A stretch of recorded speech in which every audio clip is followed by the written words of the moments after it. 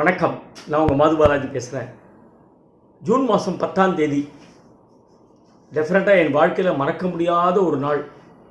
அதாவது மேக்ஸிமம் நான் சோகத்தை அனுபவித்த ஒரு நாள். கிரேசி மோகன் எங்கள் எல்லாரையும் விட்டு மறைஞ்ச நாள். ரொம்ப அன்எக்ஸ்பெக்டட் எங்கள் வாழ்க்கையில். அது ரொம்ப மிகப்பெரிய இடி எங்களுக்கு. அஃப்கோர்ஸ் லைஃப் அப்படி தான் போனோம் இல்லையா, அதனால் அதை தாங்கிட்டு வந்துட்டுருக்கோம். பட் ஆனால் 6 வருஷம் ஆயிடுச்சு கிரேசி மோகன் இறந்து போய். இருந்தாலும் இன்றைக்கி எத்தனை பேர் அவனை மறக்கவே இல்லை இன்னும் அப்படிங்கிறதா ரொம்ப பெரிய விஷயம்.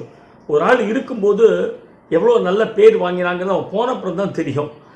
அந்த மாதிரி 6 வருஷத்துக்கு அப்புறமும் இன்னமும் எத்தனையோ பேர் அவனோட நினைவுகளை பகிர்ந்துட்டு இருக்காங்க. சமீபத்தில் ஒரு 2 வாரம் 3 வாரம் முன்னாடி நாங்கள் டெய்லி சாயங்காலம் 7 மணிலேருந்து 8:30 மணி வரைக்கும் என்னோடய ஃப்ரெண்டு ஸ்ரீனிவாசன், எங்கள் ட்ரூப் செக்ரட்டரி, அவர் வீட்டில் உட்காந்து சும்மா ஜாலியாக பேசிட்டு இருப்போம், நாடகம் இல்லாத நாட்களில். அதனால் நாங்கள் ஒரு 5-6 பேர் கூடுவோம், உட்காந்து பழைய நாடகங்களை பற்றி அலசுறது, மோகனை பற்றி அலசுறது, அதெல்லாம். அப்போ கேஷுவலாக பேசிகிட்டு இருக்கும்போது எங்கள் ட்ரூப் செக்ரட்டரி வாசு சொன்னால், வாசு வந்து ரொம்ப வருஷமாக மோகனோட பழகினவன், ரொம்ப சைல்ட்ஹுட் ஃப்ரெண்டு. அண்டு ட்ரூப்பில் கிட்டத்தட்ட 45-46 வருஷம் மோகனோட இருந்ததுனால அந்த ட்ராவல் பார்த்துக்கிறது அது இது எல்லாமே அவன் தான். என்கிட்ட திடீர்னு நாங்கள் உட்காந்து பேசிகிட்டே இருக்கோம், திடீர்னு ஒரு வார்த்தை கேட்டான், மோகன் இப்போ எங்கடா இருப்பான் அப்படின்னு கேட்டான். எனக்கு அதுக்கு ஆன்சரே இல்லை. எங்கே இருப்பான்னு கேட்டால் அதுக்கு ஒரு ஆன்சரே இல்லை. நிஜமாகவே அப்போ தான் யோசித்து பார்த்தேன், எங்கே இருப்பான் மோகன் அப்படின்னு. இவ்வளோ இந்த ஹியூமர், இவ்வளோ ஃப்ரெண்ட்ஸு, இத்தனை ரிலேட்டிவ்ஸு, அவன் பேரில் அன்பு இருக்கிற அத்தனை ஃபேன்ஸு எல்லாரையும் விட்டுட்டு எங்கே போய் உட்காண்டிருக்கான் அப்படிங்கிற ஒரு பெரிய கொஸ்டின் மார்க்காக இருந்தது. நேற்று அதே மாதிரி மோகனோட மென்டார்னு சொல்லுவேன், ரொம்ப நெருங்கிய நண்பன் சூரவி.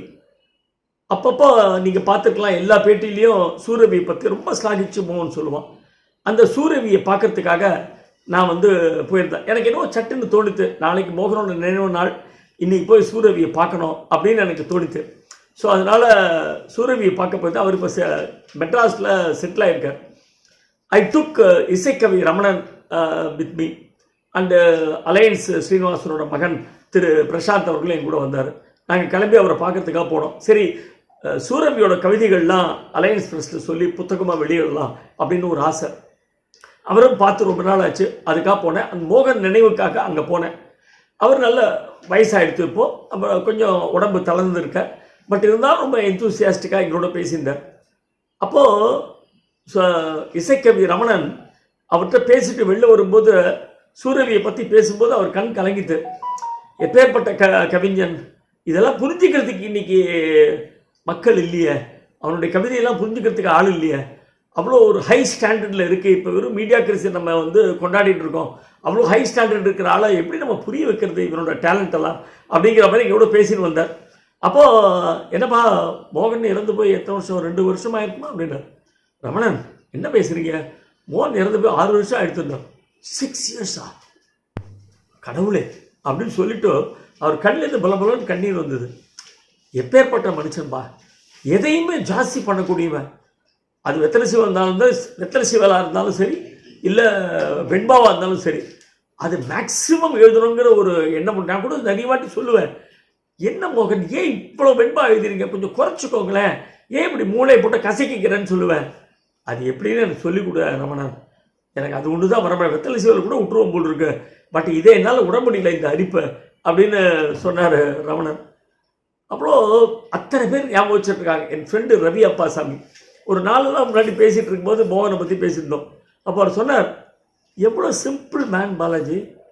சரி, வழக்கமாக நாங்கள் கோயம்புத்தூர் நாடகம் போனால் அங்கே கோயம்புத்தூர் ரெசிடென்சிலேருந்து எங்களுக்கு நைட்டு சாப்பாடு வரும் ஸ்டேஷனுக்கு, தேங்க்ஸ் டு ரவி அப்பாசாமி. எப்படின்னா ஹோட்டல்லேருந்து எங்கள் ஒரு 20 பேருக்கும் சாம்பார் சாதம், தயிர் சாதம் வித் சிப்ஸு, ஒரு ஒரு உருளைக்கிழங்கு கறி, அந்த மாதிரி எதான ஒன்று எல்லாம் வச்சு தனித்தனியாக டப்பா போட்டு ஸ்டேஷனுக்கு வரும். அதில் மோகனுக்கு தனியாக ஒரு டப்பா வரும். அதில் எப்படின்னா ஸ்பெஷலாக மோகனுக்காக ஒரு பாசுந்தி ஏதான ஒரு ஸ்வீட் இருக்கும். ஏன்னா மோகன் ஸ்வீட் பிரியனுங்கிறது ரவிக்கு தெரியும். அது ரவி என்ன சொல்லுவார்னா, எல்லோரும் கொடுத்துருக்கேன், எல்லோரும் சாப்பிட்ருக்கீங்க, தேங்க்யூ ரவி, மெசேஜ் வரும், ஃபோன் பண்ணி ரொம்ப தேங்க்ஸ் ரவி அப்படின்னு சொல்லுவீங்க. அடுத்த காலையில் இங்கே சென்னைக்கு வந்த உடனே எனக்கு ஃபோன் பண்ணி ஒரு 1/2 மணி நேரம் அதை பற்றி பேசுவார். நான் அந்த கொடுத்து அனுப்புறது எனக்கு ஒரு பெரிய விஷயம் இல்லை, நான் சந்தோஷமாக ஆத்மார்த்தமாக நான் கொடுத்து அனுப்புகிறேன். ஆனால் அவர் அதை வந்து எவ்வளோ பெரிய விஷயமாக எடுத்து வச்சுட்டு நம்மள்கிட்ட அவ்வளோ பாராட்டுவார். You're great Ravi, you're great Ravi, எப்பேற்பட்ட தயிர் சாதம், எப்பேற்பட்ட சாம்பார் சாதம், அதை பற்றி அவ்வளோ ஸ்லாகிச்சு பேசுவார். அவ்வளோ சிம்பிள் மேன் அப்படின்னு அவர் சொல்லுவார். அதே மாதிரி காந்தன் தான் எங்கள் நாடகத்தில் எல்லா ட்ராமாவும் டைரக்ட் பண்ணது. ஸோ மோகன் தான் முத்திரை குத்தி இவன் தான் நம்ம டைரக்டர் அப்படின்னு ஃபிக்ஸ் பண்ணான். ஸோ நாடகங்கள் எடிட் பண்ணுறதோ டிவி சீரியல் பண்ணுறதோ எல்லாமே காந்தன் தான். காந்தன் அடிக்கடி சொல்லுவான், திங்கட்கிழமை வந்தாலே எனக்கு மார்னிங் 10:30 மணி 11 மணிக்கு வயத்தை பிசையண்டா. என்னவோ அது வந்து அந்த நார்மலி நம்ம திங்கட்கிழமை காலையில் வந்தோன்னா ஃப்ரெஷ்ஷாக கிளம்பி ஆஃபீஸுக்கு ஓடுவோம், நம்ம வேலைகளை பார்ப்போம் இல்லையா. பட் எனக்கு திங்கட்கிழமை வந்தாலே அது மோகனோட டே அப்படிங்கிற மாதிரி அந்த கரெக்டால் 10:30 மணி 11 மணிக்கு அதை தாண்டினா தான் எனக்கு வந்து மனசு நிம்மதியாக இருக்கும் போல இருந்தது. அவ்வளோ கஷ்டமாக இருக்கும் அந்த திங்கட்கிழமை அப்படின்னு.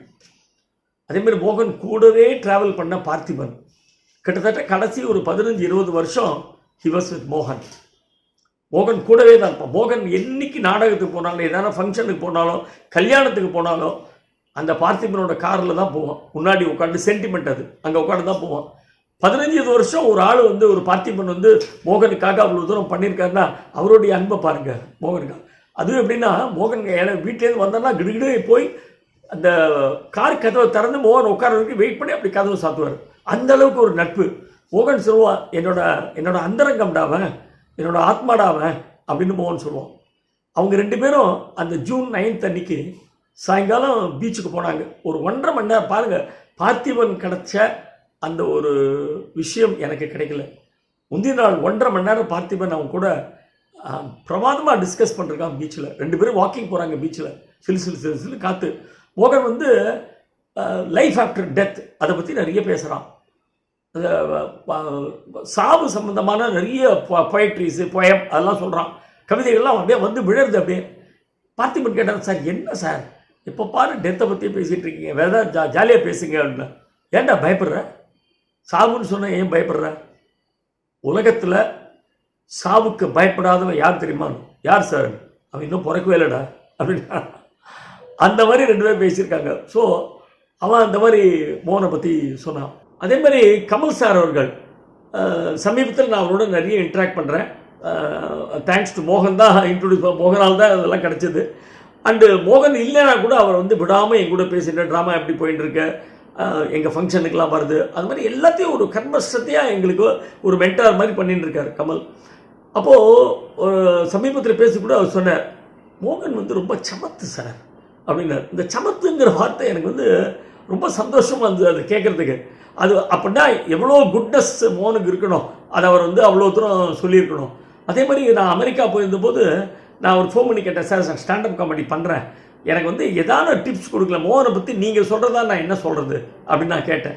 அதுக்கு அவர் சொன்னார், பாரதி சொல்லுவார், யாமறிந்த மொழிகளிலே தமிழ் மொழியை போல் வேற எங்கும் காணோம் அப்படின்னு பெருமையாக சொல்லிப்பார் பாரதி. அந்த மாதிரி என்ன கேட்டால் யாமறிந்த ஹியூமரிஸ்டில் கிரேசி மோகனை போல் வேற எங்கும் காணோம் அப்படின்னு நான் ரொம்ப பெருமையாக சொல்லிப்பேன்.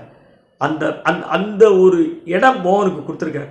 அதுதான் சொல்ல, மோகனோட இடம் இன்னும் ஃபில்லப் ஆகலை, அது இன்னும் வேக்கண்ட்டாக தான் இருக்குது அப்படின்னு.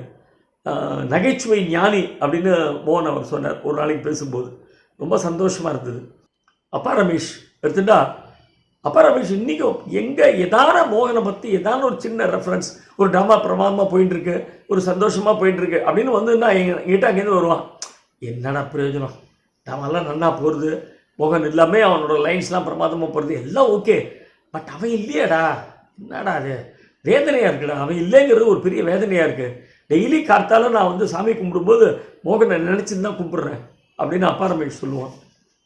அதே மாதிரி கே ரவிசங்கர் இப்போ அவன் தான் கிருஷ்ணர் ரோல் பண்ணுறான். அந்த கே ரவிசங்கருக்கு பாருங்கள், இது என்ன ஒரு ப்ராவிடன்ஸ் பாருங்கள். 10ஆம் தேதி ஜூன் இறந்து போகிறான். 9ஆம் தேதி அன்றைக்கி மோகன் கேஷுவலாக கே ரவி வந்து எங்கள் செக்ரட்டரி வாசு வீட்டுக்கு வந்துட்டு இருக்கான். ரோட்டில் மோகன் அவனை பார்க்குறான். he was about to start for beach with Parthiban. Ravi இங்கே வா அண்ணா, இல்லை நீ சும்மா வந்துட்டு போயிட்டே இருக்க, நீ வந்து என்னோட ரோல்லாம் பார்த்துக்கோ, take care of my rolls, especially chocolate Krishna roll பண்ண ஆரம்பி, நீ பார்த்துக்கோ டைலாக்லாம். மோகன், என்ன மோகன் பேசுகிற, உன்னோட ரோல் நான் பண்ணுறத என்ன அர்த்தம் இல்லாமல் பேசுகிறேன், டேய் அப்படி சொல்லாதடா, நீ பார்த்துக்கோடா, I want you to do, நீ பார்த்துன்னு ரெடின்னு சொல்லு, நான் உனக்கு அலோவ் பண்ணுறேன், நீ பண்ணு அப்படின்னா. எதுக்கு அது ப்ரீவியஸ் டே அவன் சொல்லணும், புரியவே இல்லை, ஆச்சரியமாக இருந்தது. அதே மாதிரி மோகனுக்கு ரெகுலராக வெத்தலை சீவல் வாங்கி கொடுக்குற ஆச்சாணின்னு எங்கள் வீட்டில் ஒருத்தர். அவர் எப்படின்னா பரபிரம்மம் அந்த ஆச்சாணி. எந்த சந்தோஷமோ எந்த துக்கமோ எந்த சோகமோ எதுவுமே அவர் ஒன்றுமே அசைக்காது. அதை ஜஸ்ட் அப்படின்னு தடவி விட்டுட்டு அடுத்த வேலைக்கு போயிடுவார். அந்த மாதிரி ஒரு ஆசாமி. அவரை கடைசி நாள் 10ஆம் தேதி ஜூன் அன்னைக்கு காலையில் 8:30 மணிக்கு அவரை கூப்பிட்டு, மோகன் இனிமேல் எனக்கு வெத்தலை சீவல் வாங்காத, நான் போட போகிறதில்ல, இன்றைக்கி தான் லாஸ்ட் டே அப்படின்னு சொன்னான். அப்போ அந்த ஆச்சாணி கேட்டான், சார் அப்படி தான் நீ சொல்லுவேன் மோகன், அதுக்கப்புறம் 4 நாளைக்கு அப்புறம் வந்து வெத்தலை சீவல் இல்லைன்னு என்ன திட்டுவேன். டேய் இன்றைக்கி சொல்கிறேன்டா, நான் இன்னி தவிர இனிமேல் நான் உங்கள்கிட்ட கேட்கவே மாட்டேன், போருமா, எனக்கு வாங்கிட்டு வராத இனிமேல், ஐ டோன்ட் வாண்ட் வெத்தலை சீவல் போயலை, போருமா அப்படின்னு சொல்லிட்டு அவனை அமிச்சான். அதுவே ஆச்சரியமாக இருந்தது. நான் வந்து அன்றைக்கி காலையில் கற்பமாள் கோயிலுக்கு போயிருந்தேன். இன்ஜெக்ஷன் எனக்கு வயிற்று வலி, நீ ஓடிவா அப்படின்னா. நான் வந்து அவங்க கூட பேசியிருந்தேன். என்ன மோகன் வயிற்று வலியை போய் இவ்வளோ பெருசுப்படுத்தி பேசுகிறேன், அது ஒரு பெரிய விஷயமா, டாக்டர்கிட்ட போய் ஒரு மருந்து சாப்பிட்டா சரியாக போயிடுது அப்படின்னா. அதுவும் சரிதான். விவேகானந்தர் 39 வயசில் போனார். அதுக்கப்புறம் பாரதியார் எர்லியாக போனார். அது மாதிரி எத்தனையோ பேர் போயிருக்காங்க. நமக்கு இன்றைக்கி எண்டுனா நம்மளும் அதை அனுபவிச்சு தான் ஆகணும் அப்படின்னா. என்ன மோகன் ஒரு வயிற்று வலிக்கு இவ்வளோ பெரிய வார்த்தை சொல்கிற, இந்த மாதிரி டைலாக் நீ சினிமாவில் வேணால் இது ஜனங்க கை தட்டுவாங்க, பட் ஏன் இப்படி என்ன பயமுறுத்துற அப்படின்னா. But that happen to be is fateful day. In fact அவனோட இறப்பு அன்றைக்கி திரு எஸ்பி பாலசுப்ரமணியன் வந்தார். இன்றைக்கி அதுதான் நினச்சி பார்த்துக்கிறேன் நான். இன்றைக்கி அவரே நம்மளோட இல்லை. எஸ்பிபி வந்து என் பக்கத்தில் வந்து ஒரு 1 hour உட்காந்தார். அவர் சொன்னார், இந்த இந்த மோகனோட இறப்புங்கிறது எல்லாரும் உங்கள்கிட்ட it will heal, don't worry, time ஆக ஆக இது ஹீல் ஆகும் அப்படின்னு சொல்லுவாங்க. பட் அதை நம்பாத, ஹீல் ஆகாது. அது ஆயுஸ் ஃபுல்லாக உன் கூட தான் இருக்கும். உன்னால் அதை மறக்கவே முடியாது. நீ அவ்வளவு ட்ராவல் பண்ணிருக்க மோகனோட, உன்னால் அது வந்து ஹீல் பண்ணிக்கவே முடியாது. இது உன் பின்னாடியே துரத்தின்னு தான் வரும் கடைசி வரைக்கும் அப்படின்னு சொல்லி சொன்னார். ஏன்னா அவர் வந்து அவருடைய குரு கோதண்டபாணி ஸ்டுடியோஸ்னு வச்சுருந்தார். அந்த கோதண்டபாணி இறந்து போய் நான் அவ்வளோ கஷ்டப்பட்டேன், கடைசி வரைக்கும் இன்னி வரைக்கும் எனக்கு அது ஆறலை அப்படின்னார். ரொம்ப ட்ரூ. என்னோட மதர், என்னோடய ஃபாதர் எல்லாம் மீறி மோகனோட இழப்பை வந்து என்னால் தாங்கிக்கவே முடியல. எத்தனை வருஷம் ஆனாலும் என்னால் கண்டிப்பாக அது மறக்க முடியாது. அவருடைய டைலாக்ஸாக உயிரோடு இருக்குது. ஜம்முன்னு எல்லோரும் பார்த்துட்டு இருக்காங்க. ஒவ்வொரு நாளும் அவ்வளோ சந்தோஷமாக கிளாப்ஸோட நாடகங்கள்லாம் பிரமாதமாக போயிட்டுருக்கு. ஆனால் மோகன் இல்லையே, அந்த ஒரு சின்ன வருத்தம் அத்தனை பேருக்கும் இருக்குது, இங்கே எல்லாருக்குமே இருக்குது. என் friend Ramanathan, he was very close to மோகன். அதாவது மோகனுடைய நகைச்சுவைக்கு காரணம் ராமநாதன் அப்படின்னு கூட மோகன் ஒன்று ரெண்டு விஷயத்தில் எழுதி வச்சுருக்கான் அவனோட டைரியில். என்னுடைய ஆரம்ப கால நகைச்சுவைக்கு காரணம் மந்தவள்ளி ராமநாதன், ஜெத்நகர் ராமநாதன் அப்படின்னு எழுதியிருக்கான். அந்த ராமநாதன் அப்படின்னா அந்த ஒரு ஜோக்ஸ் அடிக்கிறதுல கெட்டிக்காரன். ஒரு வார்த்தை சொன்னால் அதுக்கு ரிப்பார்ட்டி கொடுப்பான். அது ஒரு பெரிய நகைச்சுவையாக இருக்கும். But he cannot write, script எழுத முடியாது. ஆனால் நல்ல நகைச்சுவையாக பேசுவார். அவர் சமீபத்தில் பேசும்போது he has got a channel. அவர் நிறைய கதைகள்லாம், ஜெயகாந்தன் கதை, சுஜாதா கதை எல்லாம் அதில் படிச்சுட்டு வர்றார் அவரோட சேனலில். அவர் பேசும்போது அவர் சொன்னார், எத்தனை நானும் மோகனை டிஸ்கஸ் பண்ணிருக்கோம், இன்றைக்கி நான் ஒவ்வொரு கதையும் படிக்கும்போது எனக்கு அப்படியே மோகன் ஞாபகம் வருதுடா. அவன் ஒன்று எப்படி டிஸ்கஸ் பண்ணுவாங்கிட்ட. அதாவது ஒரு ஜெயகாந்தன் கதை ஒன்று ஆனந்த உடலில் வருது அப்படின்னா உடனே சாயங்காலம் எடுத்து வச்சு நாங்கள் 2 பேரும் என்ன வேலை இருந்தாலும் ஒதுக்கிட்டு ஒரு 1 hour அதை வச்சுன்னு பேசுவோம். அதே மாதிரி சுஜாதா கதைகள், சாண்டில்யன் எல்லாம் ஹவர்ஸ் டுகெதர் நாங்கள் டிஸ்கஸ் பண்ணுவோம் அப்படின்னு சொல்லுவோம். அதே மாதிரி மோகனோட நெருங்கிய நண்பன் கிச்சா, நீங்கள் கூட கேள்விப்பட்டிருக்கீங்க. நிறைய மோகன் வந்து அமெரிக்காவில் கிச்சா, அந்த மாதிரி கிச்சா சீரீஸ் நிறைய மோகன் எழுதியிருக்கான். ஏன்னா ஆரம்ப காலத்தில் நாங்கள் ட்ராமா ஆரம்பித்த புரியுதில் எங்கே போனாலும் முதல்ல 15-20 வருஷம் கிச்சாவில் கோவித்தன். ஒரு படம் டிஸ்கஷனுக்கு போனால் கூட மோகன் கிச்சாவை கூட அழைச்சிட்டு போயிடுவான்.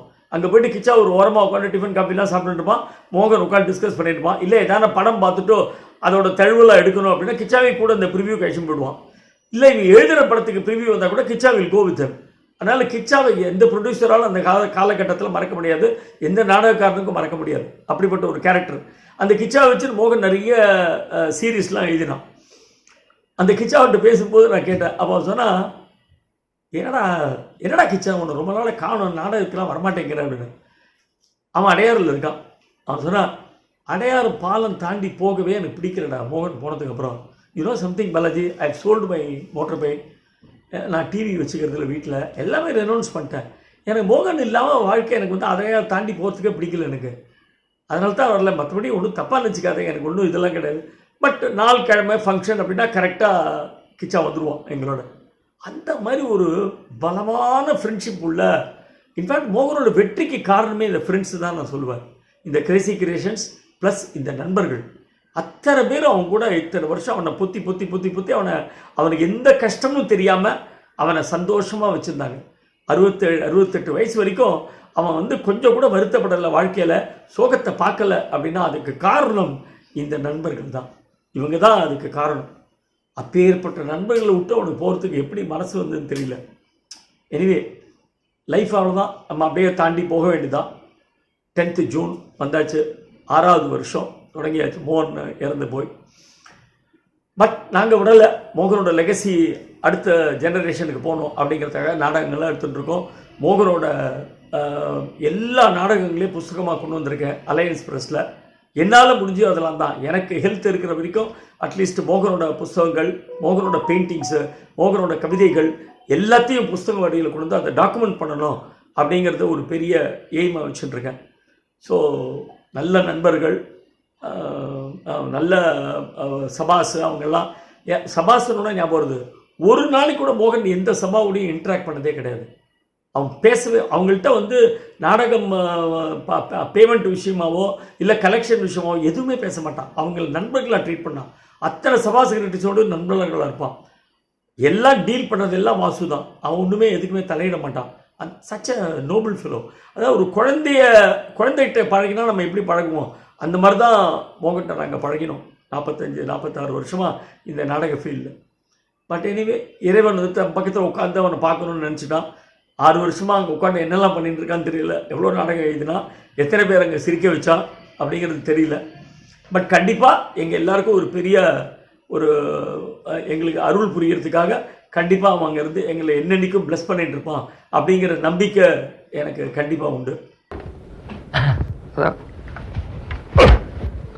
இது சால்ரைட் எச்சோட்டே சொல்லிக்கோங்க. உங்களுக்கு 100 ஆயிடுச்சு சார். இப்பதான் சார் உங்களை பத்தி பேசியிருந்தேன், பளிச்சுன்னு வந்துட்டீங்க. தேங்க்யூ சால்ரைட். கொஞ்சம் குனிஞ்சிட்டீங்களா இந்த மாலையை போட்டுருவேன். மாலை எல்லாம் வேணாம் சார். இல்ல சார், எங்க கம்பெனியில ஒரு வழக்கம் உண்டு, வருஷம் ஆடிட்டர மாலை போட்டு வரவே இருப்போம். நீங்க தான் மேனேஜரா? என்ன சார் இப்படி கேக்குறீங்க? கையெல்லாம் கட்டிட்டு ஐ திங்க் நீங்க என்ன தப்பா புரிஞ்சுட்டு இருக்கீங்க. நான் ஆடிட்டர் இல்ல. I am Maithili, auditor from Delhi. Oh, welcome. நீங்க தான் மைதிலியா? I am extremely sorry. நான் இவர்தான் மைதிலியாக்க நினைச்சிட்டேன். இது ஆடிட்டர் நினைச்சிட்டேன். இது எங்க அண்ணா ரங்கநாதன் from military. அப்படியா? Is it? Good, nice. உட்காருங்க. அண்ணா, உட்காருங்க அண்ணா. அண்ணா தான் உட்காண்டா கூட நிக்கிற மாதிரியே இருக்கு. இன்ஃபேக்ட் இவர் உங்களுக்கு எல்டர் பிரதர் இல்ல, லாங்கர் பிரதர். மிலிட்டரியில பாம்பு போடணும்னா பிளேன்ல எல்லாம் அனாவசியமா போக வேண்டாம். அண்ணா தலையில இருந்து அப்படியே போட்டா போறோம், உசரத்துல இருந்து தம்மு விழும். என்ன சாப்பிடுறீங்க? டென்ஷனா இருப்பீங்க. கூல் ட்ரிங்க்ஸ் தானே? பாய். நோ நான் ஒன்னும் டென்ஷனா இல்ல. இன்ஃபேக்ட் ரொம்ப ரிலாக்ஸா ரொம்ப சந்தோஷமா இருக்கேன். என்னங்க ஸ்வீட்ஸ்? ஓ ஸ்வீட்ஸ், கங்க்ராச்சுலேஷன்ஸ். சொல்லவே இல்லையே, ஆனா பெண்ணா? நோ நீங்க நினைக்கிற மாதிரி இல்ல. ஓ அந்த ஸ்வீட் இல்லையா? சாதாரணமா இது கொடுத்தா அதான் சொல்லுவாங்க. பாத்தீங்களா, மறந்தே போயிட்டேனே. இந்த மாலை உங்களுக்காக தான் வாங்கி வச்சேன், அண்ணா கையில கொடுத்துட்டேன். இந்தாங்க மாலை. எனக்கு எல்லாமே மங்களகரமா நடக்குது. என்ன சொல்றீங்க? உங்ககிட்ட சொல்றதுக்கு என்ன, ப்ரொவைடட் உங்களுக்கு கேட்கறதுக்கு இஷ்டம் இருந்தா. ஐயோ, எனக்கு ஆடிட்டிங் தவிர எது வேணாலும் இஷ்டம் தாங்க. இங்க வரதுக்கு முன்னாடி நான் என் லவரை சந்திச்சேன், அவரும் கல்யாணத்துக்கு சம்மதிச்சார். நீங்க என்னடானா நல்ல சகுனமா என் கையில கல்யாண மாலையை கொடுத்துட்டீங்க. ஐயோ மேடம், அப்ப பயங்கரமான மூட்ல இருக்கீங்க. சொல்லுங்க, இதே மூட்ல அந்த ஆடிட்டிங் அடிச்சு விடுங்க. உள்ள ஒரு 4-5 காணும். அண்ணா வெட்டியா உட்காந்துருக்கீங்களா? கொஞ்சம் ரெக்கமெண்ட் பண்றது. அண்ணா நீ வேணா கிளம்ப, मैं बाद में टैक्सी में आऊंगी. ठीक है. இந்த மாசத்துல ஒரு நாள் நல்ல நாளை பார்த்து முகூர்த்தத்தை வச்சிடலாம். சாயங்காலம் ஹோட்டலுக்கு மாப்பிள்ள வராரு இல்லையா, அவர்கிட்டே கேட்டு டேட்டை கன்ஃபார்ம் பண்ணிடும். Okay, nice meeting sir. See you again. Thank you, அண்ணா.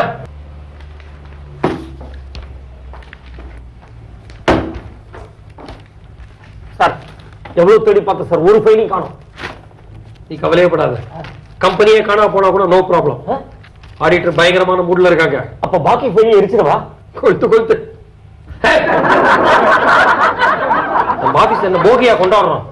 கொளுத்துறேங்கிறிய. ஒரு நிமிஷம் ஆடிட்டர் இன்ட்ரோடியூஸ் பண்ணி வைக்கிறேன். Madam, he is Mr. மாது, எங்க கம்பெனி அக்கௌண்டன்ட்.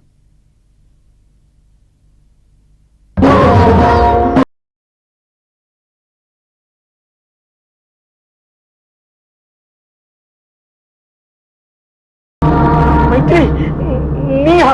ஒரு பிளசன்ட் சர்ப்ரைஸ். நீங்க இங்க அக்கௌண்டண்டா இருப்பீங்கன்னு நான் எதிர்பார்க்கல. நானும் நீங்க இங்க ஆடிட்டர் வருவீங்கன்னு எதிர்பார்க்கல. உங்களுக்கு மாது ஏற்கனவே தெரியுமா? என்ன சார் சொல்றீங்க? முன்ன பின்ன தெரியாம எப்படி சார் ஒருத்தர் லவ் பண்றது? அத எப்படி லவ் பண்றது? லவ்ங்கறாங்க. இருங்க, நான் சொல்றேன். நான் சொன்னேன்ல, காலையில லவ்வரை பார்த்தேன், கல்யாணம் பிக்ஸ் ஆயிடுச்சுன்னு. அந்த லவ்வர் இவர்தான். நேற்று வரைக்கும் என் லவ்வர், இன்னையில இருந்து என் would be husband. உப்பி ஹஸ்பண்டா?